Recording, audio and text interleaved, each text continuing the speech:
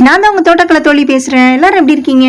இந்த வீடியோல கத்தரியை பத்தின ஃபுல் டீடைல் தான் சொல்ல போறேன். ஒரு நாள் ஃபார்ம் போயிருந்தப்ப ஒரே நிசப்தமா இருந்தது. என்னடா எப்போதும் ஜேன்னு கலகலப்பா இருக்கிற நம்ம பண்ணையில இன்னைக்கு சத்தமே இல்லையே என்னதான்ட்டு போனேன். அங்கே போனா ஒரு சில விதைகள் எல்லாம் தனியா பிரிச்சு எடுத்துட்டு இருந்தாங்க. கத்தரி விதை, புங்கன் விதை அப்படின்னு ஒரு சில விதையெல்லாம் பிரிச்சு எடுத்துட்டு இருந்தாங்க.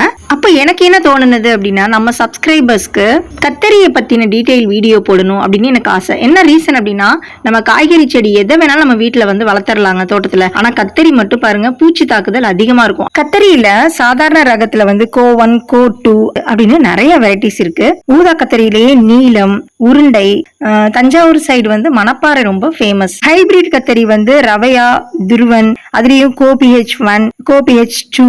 இந்த கோ அப்படிங்கிறது வந்து கோயம்புத்தூர்ல கண்டுபிடிச்சது. இன்னும் நிறைய வெரைட்டிஸ் இருக்கு. கத்தரி விதையை காட்டிலும் நாத்துக்கு தான் அதிக முக்கியத்துவம். எல்லாருமே வந்து விரும்பி வாங்குறது நாத்து தான். கவர்மெண்ட்டும் ஃப்ரீ ஸ்கீம்ஸ்ல உங்களுக்கு பிளக்ட்ரியோட சேர்த்து உங்களுக்கு வந்து ஸ்கீம்ல ஃப்ரீயா வந்து கத்தரி நாத்து கொடுக்குது. விதை அப்படிங்கும் போது அதோட காலம் வந்து டிசம்பர், ஜனவரி, மே.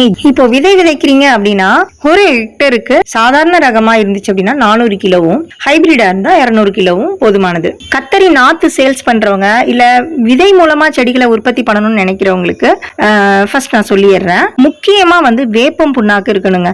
மக்கிய தொழு உரமும் வேப்பம் புண்ணாக்கும் ரொம்ப முக்கியமானது. விதையை விதைக்கிறதுக்கு முன்னாடி ஒரு நாள் ஃபுல்லா என்ன செய்யணும், விதை நேர்த்தி பண்ணணும். அதாவது ஒரு கிலோ விதைன்னு வச்சுக்கோங்க. 1 கிலோ விதைக்கு Trichoderma viride 4 gram. Trichoderma viride அப்படிங்கறத என்னங்கறத நான் ஒரு டீடைலா அப்புறம் சொல்றேன். சூடாமோனாஸ் ப்ளூரோசன்ஸ் ஒரு 10 கிராம். அப்படி அது இல்ல அப்படின்னா கார்பன்டாசம் 2 கிராம். சோ இதை வந்து நல்ல விதையோட கலந்து ஒரு 24 hours வந்து நம்ம விதைக்கிறதுக்கு முன்னாடி இதை கலந்து வைக்கணும். இது எதுக்காகனா, விதையில வந்து பூஞ்சா நோய் தாக்காம இருந்துச்சுன்னா அப்படியே முளைக்கும் விதையெல்லாம். சோ அதுக்காக தான். அப்புறம் விதைக்கிறதுக்கு ஒரு அரை மணி நேரத்துக்கு முன்னாடி அசோஸ்பைரில்லம், நம்ம ஏற்கனவே வீடியோஸ்ல சொல்லியிருக்கோம், அசோஸ்பைரில்லத்துல விதையை நம்ம வந்து கலக்கும் போது நல்ல முளைப்பு திறன் இருக்கும் அப்படிங்கிறதுனால சோ அது வந்து ஒரு 40 கிராம், அதாவது 400 கிராம் விதைக்கு 40 கிராம் அளவுல வந்து அதையும் நம்ம நல்ல விதையோட கலந்து நல்ல நிழல்ல நம்ம அதை கொஞ்சம் காய வைக்கணும் ஒரு 1/2 an hourக்கு முன்னாடி. இதை நம்ம இப்ப இந்த விதையை வந்து ஒரு மேட்டு பாத்தியில வந்து நம்ம மண்ணுல விதைச்சி அது மேல முன்னாடிலாம் என்ன பண்ணுவாங்கன்னா வைக்கல் இருக்கு பாருங்க, சோ அதை வந்து முன்னாடி மூடுவாங்க. மூடிட்டு முளைச்சதுக்கு அப்புறமா வைக்கலை எடுத்துருவாங்க, வைக்கோலை. இப்ப வந்து நிறைய ஷேட் நெட் எல்லாம் வந்துருச்சு உங்களுக்கு. சோ அதனால வந்து அந்த வைக்கோல் முறை வந்து இப்ப இல்ல. 5 to 7 நாளுக்குள்ள முளைக்க ஆரம்பிச்சிரும். முளைச்ச பிறகு நம்ம அது மேல கவர் பண்ணிருக்க நிழலுக்காக கவர் பண்ணிருக்க வைக்கோலோ இல்ல ஷேட் நெட்டோ நம்ம ரிமூவ் பண்ணிடலாம். முளைச்ச பிறகு அது அழுகாம இருக்கிறதுக்கு வாடல் நோய் அப்படிங்கிறது அதிகமா கத்தரியில வரும். சோ அதையும் கட்டுப்படுத்துறதுக்கு நம்ம போர்ட்டோ கலவை, அப்படி இல்லைன்னா காப்பர் ஆக்சிக்ளோரைடு ஒரு 25 கிராம் ஒரு லிட்டர் தண்ணிக்கு கலந்து நம்ம அதை பாத்திகள் மேல வந்து நம்ம அந்த பாரம் வச்சிருக்கோம் பாத்தீங்களா, அதுல முளைச்சு வந்திருக்க செடி மேல நம்ம ஸ்ப்ரே பண்ணிட்டோம் அப்படின்னா அந்த வாடல் நோய், அழுகிற நோய் எதுவுமே வராது. அதுக்கப்புறமா 25 நாள் கழிச்சு நம்ம அதை நடவு செய்யறதுக்கு ஏற்றதா இருக்கும். சரி, ஒரு ஹெக்டருக்கு நாற்றுகள் அப்படின்னா எவ்வளவு நடலாம் அப்படின்னா 20,000 நாற்றுகள் வந்து நடலாம். 2 அடிக்கு 1 அப்படிங்கிற கணக்குல நட்ட பிறகு 1 மாசம் கழிச்சு மேலுரமா நம்ம தலைச்சத்து 50 கிலோ, அதாவது ஒரு ஹெக்டருக்கு கண்டிப்பா விடணும். சரி, நாத்தெல்லாம் நட்டாச்சு. அடுத்தது ரொம்ப முக்கியமானது, அதுக்கு தேவையானது தண்ணி. இந்த தண்ணியை வந்து நான் நட்டதுல இருந்து பாய்ச்சறேன்ப்பா அப்படின்னு சொன்னா அது தாங்க கூடாது. அது நடுறீங்க பாத்தீங்களா, அன்னைக்கு 1 டைம் தண்ணி பாய்ச்சணும். அதுக்கப்புறம் 3rd day 3வது நாள் தான் நம்ம உயிர் தண்ணி.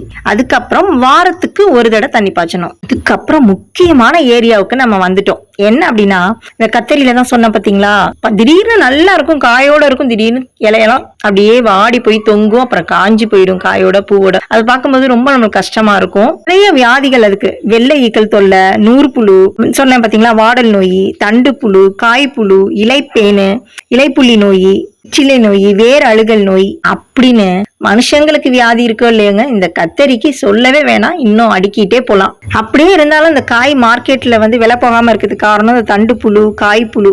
அதுக்கு குயினல் பாஸ் 13 லிட்டருக்கு 20 ml கலந்து ஸ்ப்ரே பண்ணணும். அதே போல இலைப்பேனுக்கு என்ன பண்ணலாம்னா, டைமீத்தோயேட் அப்படிங்கிற மருந்த 1 லிட்டர் தண்ணிக்கு 2 மில்லி கலந்து தெளிக்கணும். அதே போல இலைப்புள்ளி நோய்க்கு மான்கோசப் மருந்த, இது ஒரு பூசணக்கொல்லி மருந்து. ஸோ இதை வந்து நம்ம 1 லிட்டருக்கு 2 கிராம் ஸ்ப்ரே பண்ணணும் கலந்து. சிற்றிலை நோய் வந்துச்சு அப்படின்னு வச்சுக்கோங்களேன், ரொம்ப தாக்கிருச்சுன்னா அந்த செடியை அப்படியே வேரோட பிடுங்கி நம்ம அதை எரிச்சிடணும். இல்லைன்னா மற்ற அது ஒன்று இருக்கு அப்படின்னா மற்ற செடிகளையும் உடனே வந்து பாதிச்சிடும். ஸோ அதை வந்து எரிச்சிடுறது நல்லது. அந்த அப்படியே பக்கத்தில் கொஞ்சம் கொஞ்சமாக ஸ்ப்ரெட் ஆயிருந்தாலும் அதை வந்து பரப்புற பூச்சியை வந்து நம்ம கொல்றதுக்கு டைமீத்தேட் இல்லைன்னா மீத்தேல் டெமட்டான் 2 மில்லி 1 லிட்டருக்கு கலந்து அதை ஸ்ப்ரே பண்ணிட்டா இந்த பூச்சியை கட்டுப்படுத்த முடியும். அதே போல வேர் அழுகல் நோய்க்கு வந்து நம்ம சூடோமோனாஸையும் ஸ்ப்ரே பண்ணலாம், கீழே ஊத்தலாம். அப்படி இல்லைன்னா பிராசிகால் அப்படிங்கிறது ஒரு மருந்து இருக்கு. ஸோ அதையும் நம்ம வந்து கடையில கேட்டா கிடைக்கும். அதை 1 கிராம் வாங்கி 1 லிட்டர் தண்ணியில கரைச்சி அதையும் வந்து நம்ம வேர் நனையும்படி நம்ம கீழே ஊத்தணும். சரி, இவ்வளவு பண்ணி நான் கவனிச்சுட்டேங்க. எப்பதான் எனக்கு இதுல இருந்து ஹார்வெஸ்ட் பண்ணலாம், எனக்கு எப்ப மகசூல் கிடைக்கும் அப்படின்னா, நட்டதுல இருந்து 2 மாசத்துல உங்களுக்கு அறுவடைக்கு ஆரம்பிச்சிடலாம். சாதாரண ரகமா இருந்துச்சு அப்படின்னா ஹெக்டேருக்கு உங்களுக்கு 30 டன் வரைக்கும் கிடைக்கும். இதுவே உங்களுக்கு ஹைபிரிடா இருந்தா 50 டன் கிடைக்கும் ஒரு ஹெக்டேருக்கு. இன்னும் ஒரு அளவெல்லாம் சொல்லலாம், ஆனா ரொம்ப அருமையா உங்களுக்கு தெரியும். ஆல்ரெடி நிறைய பேர் வீடியோவை ஸ்கிப் பண்ணி தான் பார்ப்பீங்க. ஸோ அதனால ரொம்ப இம்பார்ட்டன்ட் மட்டும் தான் உங்க கூட ஷேர் பண்ணேன். இங்க பண்ணையில வந்து விதையாவும் சேல்ஸ் பண்றாங்க, நாற்றாவும் சேல்ஸ் பண்றாங்க. ஸோ விதையே வந்து நீங்க விதையை ஓனா சேல்ஸ் பண்ண நினைக்கிறீங்க அப்படின்னா, இல்ல உங்களுக்கு உங்க தோட்டத்துல இருக்கிற கத்தரியிலேருந்து விதையை நீங்க சேர்த்து வச்சு அடுத்த வருஷத்துக்கு பயன்படுத்தணும் அப்படின்னு நினைக்கிறீங்க அப்படின்னா, இந்த ஒரு முக்கியமான டிப்ஸ் சொல்றேன், கேட்டுக்குங்க. இங்க பண்ணையில என்ன பண்றாங்க அப்படின்னா, நல்ல பழுத்த நல்ல மஞ்சளா இருக்கிற கத்தரி எல்லாத்தையும் கலெக்ட் பண்ணிட்டு அதை நல்லா நீல வாக்குல கட் பண்றாங்க. கட் பண்ணி தண்ணியில ஒரு 12 மணி நேரம் ஊற வைக்கிறாங்க. ஊற வச்ச பிறகு அதுல இருந்து விதையை தனியா எடுக்கிறாங்க. அந்த காய் வந்து மிதக்குது பாருங்க, நெட்டி மாதிரி. ஸோ அதெல்லாத்தையும் ரிமூவ் பண்ணிடுறாங்க. நல்லா மூழ்கிற விதையை தான், நல்ல விதை, தரமான விதை. அதை ஒரு 2 ல இருந்து 3 மில்லி சாதாரண ஹைட்ரோக்ளோரிக் அமிலமா, ஸோ அதுல ஒரு 10 நிமிஷம் வச்சுட்டு எடுக்கிறாங்க. அதுக்கப்புறமா நல்ல தண்ணியில அதை நல்லா அலசிட்டு அதுக்கப்புறமா உலர வைக்கிறாங்க. பண்ணையில நிறைய வெரைட்டிஸ் இருக்கு, எல்லாமே நல்ல காய்க்குது. அதுக்கு இது மாதிரி டிப்ஸ் எல்லாம் தான் ஃபாலோ பண்றாங்க.